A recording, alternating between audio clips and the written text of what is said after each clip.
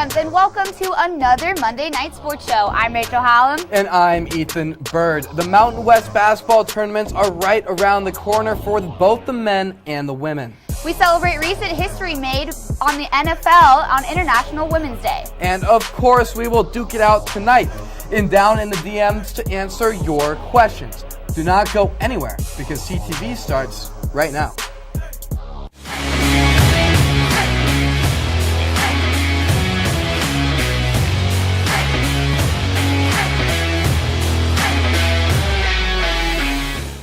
Like I said last week, CSU men's basketball had arguably their most important game of the season against Nevada on Friday, and we will be joining the team in Reno right now.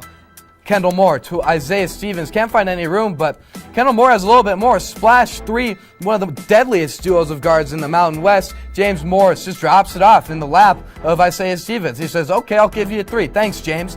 But Grant Sherfield, who is the star of this Nevada team, loses the ball, but somehow finds a way to put it in the basket. And again, this time's over the 7-footer. James Moore is off the top of the glass. And this one's going to come down to the wire.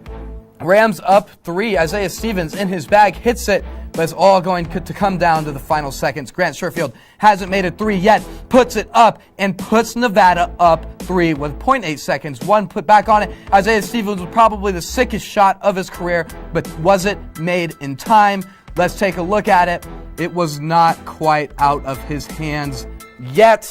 Heartbreaker, and Nevada would steal one from the Rams 85-82 and drop Colorado State from 2 to the 3 seed in the Mountain West tournament, giving a huge blow to their at-large chances for the NCAA tournament. David Roddy had another double-double with 20 points and 10 rebounds. Isaiah Stevens also matched him at 20. Derek Cambridge Jr. led the Wolfpack with 20 points, and the hero of the night, Grant Sherfield, had 18. But Nevada's bench outscoring the Rams, and Adam Thistlewood's disappointing 0-point performance ultimately spelled the downfall for CSU. How did the women fare in their final game of the season, Rachel? Well, Ethan, CSU looked to end their regular season play with a bang, especially after 2 straight losses that saw them take a slide from their first place spot in the conference standings. Last Friday saw conference play come to a close as the Rams desperately needed a victory before heading into the Mountain West tournament. So let's see how CSU did when they took on the New Mexico Lobos on their home court in Albuquerque.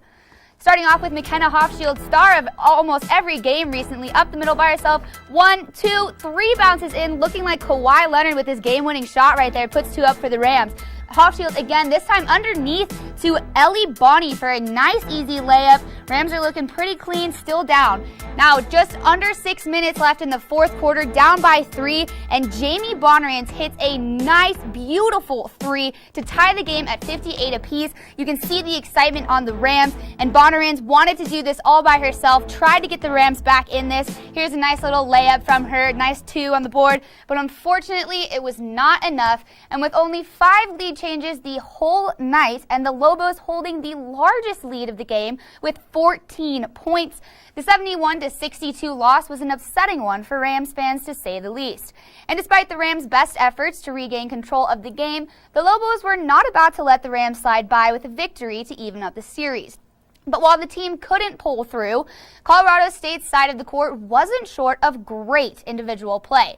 Sophomore guard McKenna Hofschild and redshirt senior Jamie Bonnerans would leave with 14 points apiece on the night. Hofschild also dished out 5 assists, while redshirt junior Tori Williams led the team on defense with 7 rebounds. And speaking of individual honors, the day after the matchup, both McKenna Hofschild and Laura DeVos were named to the All-Mountain West team. And that wouldn't be the last time we heard Hofschild's name either, seeing as she was named the Newcomer of the Year by the conference as well. The point guard has made waves in the Mountain West after transferring to CSU from Seton Hall. Hofschild is now averaging 14.5 points and 5.4 assists per game. And even with the loss still fresh in their minds, the Rams would have to regroup fast if they wanted to find success down in Las Vegas, Nevada for the Mountain West women's basketball tournament. CTV Sports reporters Brendan Fairbairn and Cameron Evig are down there right now to preview third-seeded CSU's matchup with number 6 Boise State later tonight. What should Ram fans be keeping an eye on tonight, guys? Yeah, Ethan and Rachel, the Colorado State women's basketball team looks to kick off their Mountain West Championship here in Las Vegas, Nevada against the Boise State Broncos. And for Boise, Brendan, struggles this year against Colorado State. Yeah, Cam, it's also been a tale of two different seasons for the Boise State Broncos. Yeah. As the number 2 seed last year, they won the Mountain West Tournament. But this year, they fall to the number 6 seed. They did lose a lot of seniors, but it's time for the freshmen to shine for the Broncos. Yeah. This year, Alexis Mark and Abby Moose both named all Mountain West freshman team. For Moose, also all defensive team. She had 37 blocks on the season, second in the Mountain West.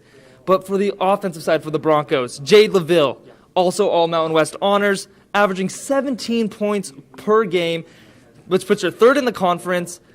The Rams are going to have a hard time stopping her defensively. Jade's definitely going to be a tough cover tonight for Colorado State. Looking on the other side, you're looking at McKenna Hofschild. You're looking at Laura DeVos, the two all-Mountain West honors players for this squad. Also somebody like Carly Murphy, right? That post player, she's been doing phenomenal in the paint for the Rams this season. Going to be interesting to see how Laura and Carly do against that interior defense of Boise State. McKenna Hofschild obviously winning that Newcomer of the Year award for the Mountain West. She's going to have to run the offense well today if the Colorado State Rams are going to get that win. The last two games, though, been good for Colorado State against Boise. 20 and 18 points is what they won by, respectively. So it's going to be interesting to see if Boise can pull out this W against Colorado State and to see how Colorado State performs in the rest of the Mountain West Tournament. Back to you, Ethan and Rachel. Thanks, Brendan and Cam. Y'all are down in Vegas. I'm sure you're nice and warm, but that's what the Rams are going to have to be tonight. They're going to have to be hot from 3. Absolutely. I mean, especially coming off this last loss, they're going to need to motivate themselves and get back into that momentum and rhythm that they had early in the middle of the season, and hopefully they can get a win out of the game tonight. And they will be in action tonight, and so was CSU softball over the weekend, finally being back in action for the annual CSU-UNC tournament over the weekend. The Rams were finally able to put a decent weekend together, finishing a respectable 3-2 in a tourney that included the University of Northern Colorado, Oregon State, and South Dakota State. To open up play on Friday, CSU started things off strong, outscoring their opponents 21-6. Then the offense stalled against the Jackrabbits of South Dakota State, only scoring once in a combined 14 innings against SDSU. The Rams left a total of 14 runners on base in their second loss to South Dakota State. But here's a bright spot for them for the up and down weekend. Sophomore Danielle Cerna made her mark on the offensive side, going 6 of 16 over the weekend with 4 RBIs and 2 doubles. Well, I mean, it was good to see them get some wins. Obviously, it was tough for them towards the end of that stretch, but I mean, that wasn't a terrible showing by them. I mean, it sure was a beautiful weekend for softball over the weekend in Fort Collins. I mean, how much can you complain when it's 70 degrees in the middle of March? You're getting to play some ball, right? Absolutely, and we talked about it last week, too. I mean, they were missing softball for almost a year by that point, so it's got to feel good to play no matter what. No doubt. All right, well, it is time for us to take a break. We have more news coming up next, including Ethan's Mountain West Basketball Championship bracket prediction.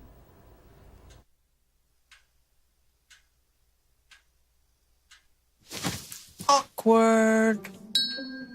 Do I look familiar? I should. You might remember me from here. Here.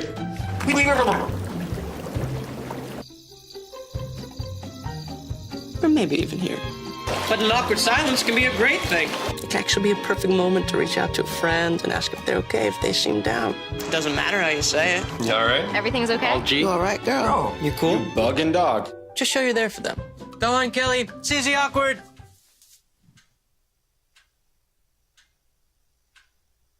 Hey, you haven't really been yourself lately. Are you okay? Find out how you can help a friend with their mental health at seizetheawkward.org. Welcome back from the break, Rams. The Mountain West Men's Basketball Championship bracket is set. Let's take a look at it. So it is time for a little bit of my own bracketology tonight. Now, for the first round matchups, let's take a look at this. Wyoming, San Jose State. I'm going to take Wyoming over San Jose State. Next up, UNLV, Air Force. Air Force is kind of used to being on the bottom half of the Mountain West, but UNLV isn't. Traditionally, they're one of the better programs in the Mountain West. They're at number 7. They've got a bit of vendetta. They'll be at home in the Thomas & Mack Center, and Richard Washington is one of the premier guys in this conference. Count them to beat Air Force. And then, lastly, on Wednesday, Fresno State and New Mexico. This is so important because it's going to be who takes on Colorado State in the quarterfinals. I'm going to take Fresno State. I mean, New Mexico is the worst team in the Mountain West. Fresno State is much better than they've played, in my opinion. They're going to take a beat down to New Mexico. Let's move on. Quarterfinals. Let's take a look at it. Who's taking on San Diego State? It's going to be Wyoming. San Diego State. Not going to talk a whole lot about them here in this segment because they're just an exceptional team, and Wyoming isn't going to beat them. But here, Boise State, Nevada. This is going to be a very, very, very fun game. And in my opinion, Nevada takes this one. Nevada is quite essentially, and in my opinion, a better team than Boise State. Boise State was running the Mountain West at the beginning of the season because they had the easiest Mountain West schedule at the beginning of the season, and they've done nothing but struggle since they met CSU. Nevada all the way. UNLV, Utah State, that home court advantage is not going to last very long against this Utah State team. Give me UNLV. Now, lastly, Colorado State against Fresno State. Rams are finally back in action in the second round. So, who's going to take it? CSU, of course. They beat Fresno State by 20 points twice, swept them. Isn't going to be too much of a challenge. Let's move on to these semifinals. Why don't we? We've got San Diego State, Nevada. Nevada is a great team, yes, like I said before, but San Diego State is the best team in the Mountain West. Give me San Diego State. Now, Utah State, CSU. I am so excited personally for this one. I think it's going to be the best game of the whole tournament, but CSU's going to take it. But it's going to take taking down Nehemias Queta, who is the Mountain West Player of the Year, and Justin Bean, who is the Mountain West Player of the Week last week. But CSU has done it before. Utah State knows what it's like to win a tournament. The Rams think that it is their turn. Rams take it. Championship is set. It's going to be San Diego State and Nevada. Who's going to take the Mountain West Championship and go to Indiana? Fortunately for Rams faithful, San Diego State is going to take the conference and own the automatic bid to the NCAA Tournament. The fact of the matter is that this SDSU team has been to the championship before last year and was stunned by Utah State. It will not be happening again, but not all will be lost for the Rams if they make it this far. Their big dance hopes will be more than positive on Selection Sunday if my prediction comes true. Right now, in most NCAA brackets, CSU stands at an 11/12 seed. Now, tournament action starts at the Thomas & Mack Center on Wednesday. Rachel and I, we will both be there to bring y'all all of the action from Vegas. But first, I understand we have a show to finish first before we take off in the morning. And from what you've told me, we've got a new schedule, a football schedule we'll talk about. Well, Ethan, you are absolutely correct. CSU Athletics has officially released their upcoming 2021 season schedule on Friday. The Rams are set to start their season in September with 2 home games, and as of this moment, Coach Adazio's squad is scheduled for a full 12 games in the coming season, including 6 at home in Canvas Stadium and 6 on the road. To start 2021 off, CSU is facing off against 4 non-conference teams. The Rams will host 2 home openers when they go head-to-head against Missouri Valley Conference South Dakota State on September 4th, followed by the Vanderbilt Commodores from the SEC coming to town on September 11th. Now, soon after, the Rams will head out to Toledo, Ohio to take on the Rockets for their first road trip before finishing non-conference play when they head up to Iowa City to face off against the Hawkeyes from the Big Ten Conference on September 25th. Now, after that, CSU will be presented with a bye week before heading right into conference play. Following 3 conference play games, the Rams set their sights on the infamous Wyoming Cowboys. Aiming to strengthen their grip on the bronze boot they reclaimed this past season, for the moment, kickoff times have not been announced and will not be until TV assignments have been provided by the Mountain West. Special game days, including Ag Day and Homecoming, will also be filled in later down the line. And the athletics department has the intent of returning fans to the stands in the fall of 2021. But, of course, everything is subject to change as the season approaches. And the NBA All-Star Game was last night, and one familiar Denver star was in attendance. Or starting, to be exact. Nuggets center Nikola Jokic joined Team LeBron to take on Team Durant in the battle of the NBA's biggest stars. Now, as much as we may have all wanted the big honey of Denver to be the biggest star Saturday night, Giannis Antetokounmpo and Damian Lillard stole the show. Antetokounmpo finished the night with 35 points, earning him the NBA All-Star MVP award, making him just the third player in NBA history to win a regular season MVP, an All-Star MVP, and a Defensive Player of the Year. Damian Lillard almost matched Giannis with 32 points, hitting 8 threes.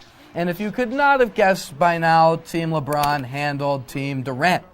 Not much of a contest, 170 to 150.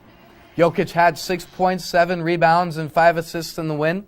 On the other side of the court, the top scorer for Team Durant was Bradley Beal with 26. Steph Curry also hit 8 three-pointers with 28 points of his own. And this is all kind of a nightmare for if the league's biggest stars truly decided to make another real super team. But nevertheless, the NBA season will turn by the end of the week, with the Nuggets taking on the Memphis Grizzlies on Friday night. All right, it is Women's History Month, and what better way than to acknowledge a woman who has just recently made history in the sports world. This past Friday, Maya Chaka has made incredible history by becoming the first black woman referee for the National Football League. 7 years ago, Chaka joined the league's officiating development program and was finally accepted for the position. Chaka will now be joining Sarah Thomas as the only 2 women a part of a full list of NFL officials for 2021, which, as of right now, has yet to be finalized. And just like Thomas, Chaka realizes that this is something that is bigger than herself, saying, "I'm honored to be selected as an NFL official, but this moment is bigger than a personal accomplishment. It is an accomplishment for all women, my community, and my culture." Chaka is looking forward to the upcoming season and is showing she belongs in this league while also pushing for others who look to follow in her footsteps. Now on to some other NFL news. Broncos star linebacker Von Miller will not have charges filed against him in the domestic violence investigation carried out by the Parker Police Department. The 18th Judicial District Attorney's Office of Colorado said that the case presented by Parker Police Department did not provide evidence beyond a reasonable doubt and declined to press charges. Next for Miller is seeing if he'll remain in Colorado for an 11th season. It all depends on if the Broncos decide to accept the final option of his contract or look to restructure it before the Denver legend hits free agency. Will Von Miller be a Bronco for life? We'll have to see in the coming weeks. Time for another break, but for everybody's favorite segment, Down in the DMs is next.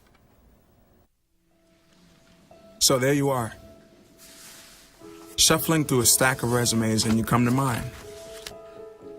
This is it. First impression. I weigh in. But here's the thing. Can my resume show you how I truly stand out? Can one piece of paper really tell you my whole story? Like that I was studying, going to night school while working 2 jobs just to help my parents pay for groceries. Or how anytime there was an opportunity, I was the first one to step up. Because I wasn't gonna let my life, my circumstances dictate who I was gonna become. And all of that determination, the commitment, the drive, that's me. And that's something you just can't put on paper. Look beyond the resume, discover new ways to develop great talent, like me. You go down in the DM. You go down, it goes down in the DM. You go down in the DM. Welcome back to Down in the DMs, Rams, and this week may just have my favorite question to be asked so far this year. To start off, this comes from an old friend of CTV, Jason Ortiz. Who is the most biased, Ethan or Ethan? You know, I don't think this is very funny.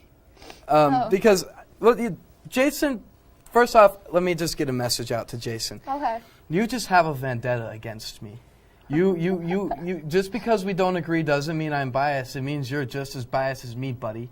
Anyway, and I'm not even that much of a homer these days. I'm really not. These days, I'm okay. well, you know, if I really want to take a step professionally, I've got to, let go of some biases. You know, you've heard me talk about the Rockies recently.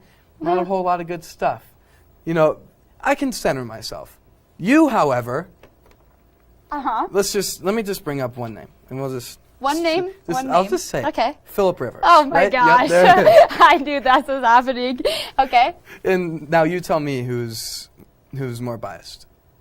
Oh my goodness, are you kidding me? You are absolutely more biased. First of all, I would just like to say that during your segment about the NBA All-Star game, with all of these different All-Stars, you had to say, as much as we may have all wanted the Big Honey of Denver to be the biggest star Sunday night, is it not how our is city? that not? It's newsworthy. That's your homer mentality right here. It's That is your relevant, homer mentality. And we're at Fort Collins. Let's hop, skip, and a jump to Denver. Of course, everybody wants to see Nikola Jokic succeed. He's the happiest guy in the NBA. Doesn't even matter if you're a Nuggets fan. That is all you talk about, though. It's the Nuggets, the Rockies, or the Broncos. No matter what, you're going to be a homer. You have that. Talked about the Rams today. Oh, my goodness. How is that different than a homer? You're literally talking about where you go to school. You know, I'm just... This is an offensive question, and it's egregious. Well, first of all, I think he didn't actually think that we were going to use this on television, but I think it's great, and I would love to have asked this myself, but... I do nothing wrong. Anyway. I don't think we should have started with this question. Now you're just going to be angry the rest of the night. I'm just going to be indignant. Ethan has entered the chat. And I'm going to be watching everything that you say so that we make sure you're not biased. It's time to get serious for a second, all right? And we're going to move on. Our Okay. next question comes from Megan Hayes. She asks how COVID-19 will impact March Madness. What are you thinking? I mean, it's definitely going to be really weird. But at this point, I feel that these teams are kind of getting used to the idea that there are no fans in the stands. Yeah. They've definitely gotten comfortable with that. I mean, NCAA has said that there are going to be some fans in attendance. Obviously, it's going to be very limited. It's definitely going to be really weird, especially because March Madness is such a huge time for these kids. They're playing basketball to get to that pro level, and this is one of the most exciting tournaments that they could be a part of. And to not have stands full of their fans that are cheering them on constantly is definitely going to be weird, and I think it's going to mess with their mentality and momentum throughout some of these games as well. Well, if anything, it's really just going to impact sports fans in general. You know, these teams, like you said, they've been playing in empty stadiums all year, and they're fortunately going to get the blessing and the privilege to have some fans in the stands. But then you also have to ask the question: is what happens if a positive hits the bubble? Yeah. And that's where the big impacts are going to happen in the things that we don't know.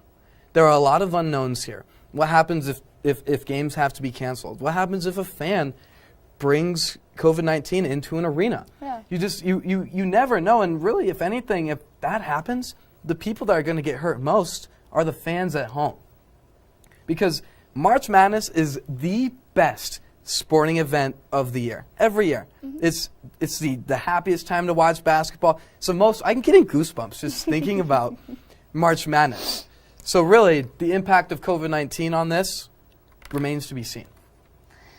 Yeah, I mean, for me, I just think you got to kind of compare it a little bit to the NBA bubble and how they had to deal with all of that as well. But it's interesting because the NCAA's VP of basketball even said it's not a bubble. We're just trying to kind of contain and minimize the contact with outside parties, which makes complete sense. But like you said, it's going to be really hard to avoid that one positive test that's going to just break the whole thing down. It's like walking the finest, thinnest of lines against something that you can't see. And it's not a job I would like to have to make any of these decisions. Well, especially with having so many people on a single team. I mean, there's going to be way too many people. It's going to be really hard to contain that contact tracing. So just going to have to wait and see. So at least it's not our issue. That is true. I wouldn't want to have to deal with that myself as well.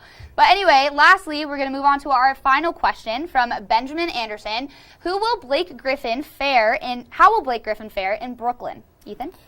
Oh, man. I'm sure he'll be a lot happier to not be in Detroit anymore.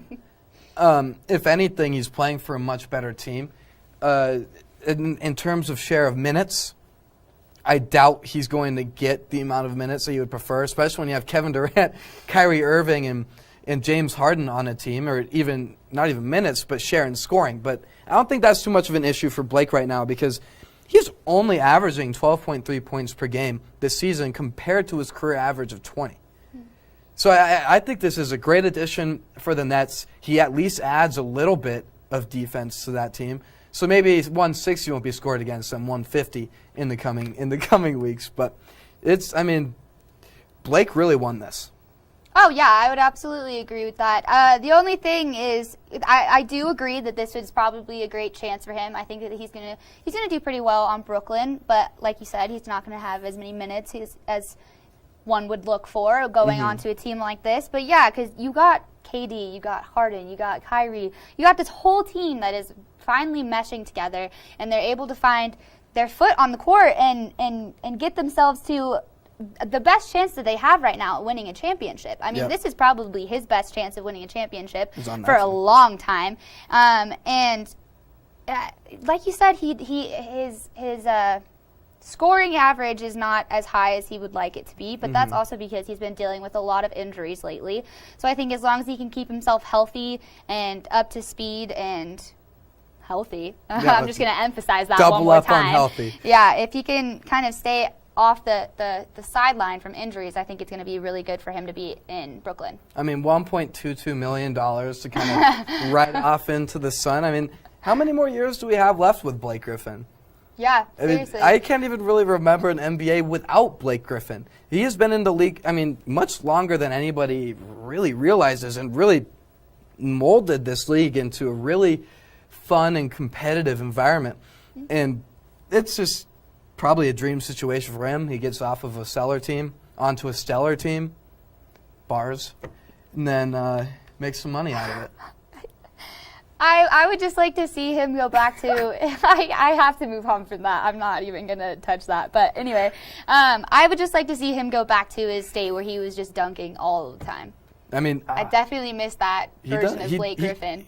He don't dunk like that no more. No, I know. He's probably got them old Blake Griffin knees, which is why he's probably not dunking anymore. I got bad knees. Which is probably why he's injured a lot as well. Bad knees all around, and a bad ending to that question, so I'm just going to take us out. Okay. That is all the time that we have for tonight, but Rachel and I'm going to say it again, we'll be in Vegas tomorrow to cover the Men's Mountain West Tournament. Make sure to follow at CTV11 on Twitter and Instagram to hear all of our updates from the Thomas & Mack Center. I'm Ethan Bird. And I'm Rachel Hallam. Make sure to tune in the same time tomorrow night to catch Hubbard's Huddle, hosted by none other than Ellison Hubbard. Good night, Rams.